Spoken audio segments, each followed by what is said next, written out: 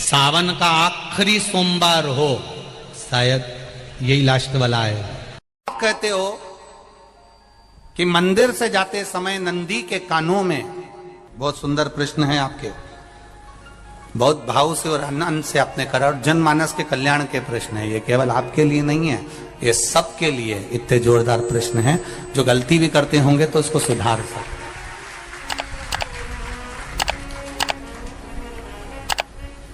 आपने कहा कि नंदी के कानों में कहना चाहिए, लोग हंसते हैं, कहते हैं बताओ वो नंदी के कानों में भगवान को कहना चाहिए।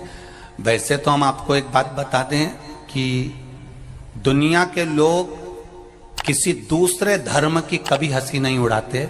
दुनिया के लोगों को दूसरे का धर्म अच्छा लगता है।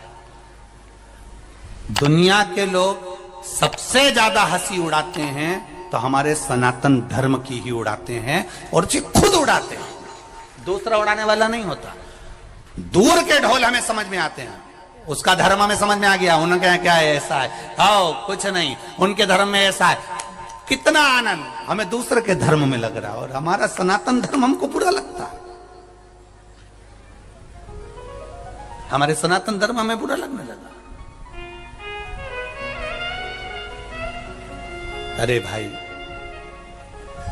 लोग कहते हैं कि नंदी के कान में कहते हो, ये कोई हमारे पुराणों में या शास्त्रों में लिखा है? भगवती बहन साहू, आपको धन्यवाद देना चाहूंगा और एक बात कहना चाहूंगा,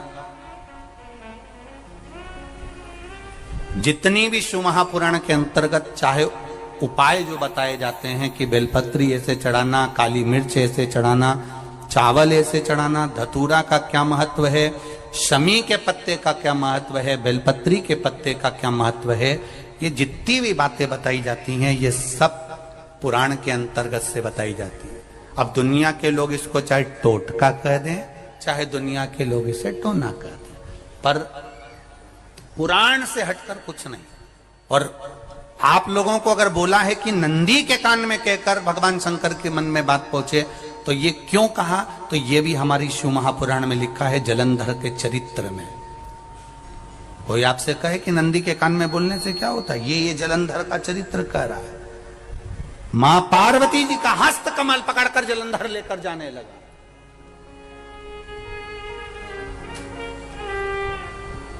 वृंदा का पति लेकर जा रहा। वृंदा तो भगवान की भक्ति में लीन रहती थी, उसको तो जलंधर को सबसे ज्यादा तकलीफ थी नारायण से, पर शिव के पास आ गया, क्योंकि ईर्षा प्रवृत्ति, अभी कथा में कहा, कोई कोई ऐसा होता है जिसको तुमसे बेर नहीं होता तो भी अंदर से ईर्षा जाग जाती है। कोई कोई ऐसा होगा जिसको अंदर से ईर्षा जागती है,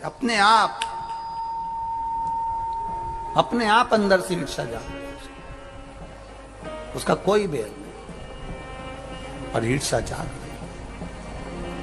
भीतर से ईर्षा जाग।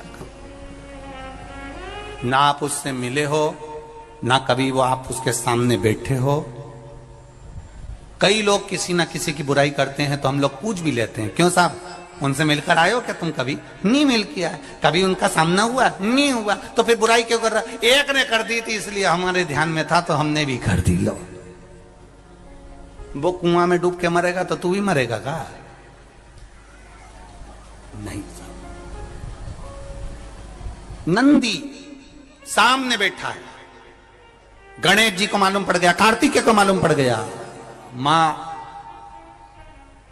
पार्वती जी का हस्त कमल जलंधर ने पकड़ लिया और लेकर चला।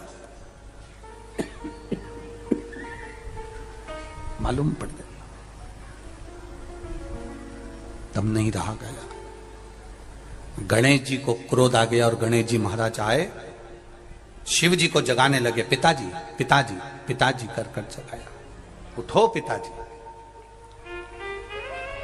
पिताजी उठिए, पिताजी जागिए, पिता को जगा रहे हैं। भगवान शंकर नहीं उठे, तप में लीन थे। क्या करें हम? जलंधर के पास में इतना बल है, इतना बल है, और पिता की आज्ञा नहीं होगी तो हम कैसे मार देंगे इसको? मारने को तो हम मार दें। मां ने आज्ञा करी थी कि जलंधर उसको तारकासुर को मार दो, तो कार्तिकेय ने तारकासुर को मार दिया। शिव जी की आज्ञा नहीं तो हम इसको कैसे मारें? क्या करें? सब कुछ गणेश जी ने देख लिया, शंकर जी के ऊपर बहुत बहुत बहुत बहुत प्रार्थना कर कर देख ली, पर शंकर जी नहीं जागे। तब आखिरी में विनायक ने, गणेश ने, जितने लोग आस्था चैनल पर कथा सुन रहे हैं, जितने लोग फेसबुक यूट्यूब पर कथा सुन रहे हैं, इस बात को याद रखना कि नंदी के कान में कहने से क्या होता है वो ये इस कथा से सीख लेना। आखिरी में गणेश जी को लगा किसको कहूं, शंकर जी भी तप में हैं, नंदी भी तप में हैं, मैं किसको कहूं? शिव जी को कह के कर थक गया, पिताजी को बोल बोल कर थक गया, पिताजी जागते नहीं। अब मैं किसको कहूं ये बात, किससे कहूं?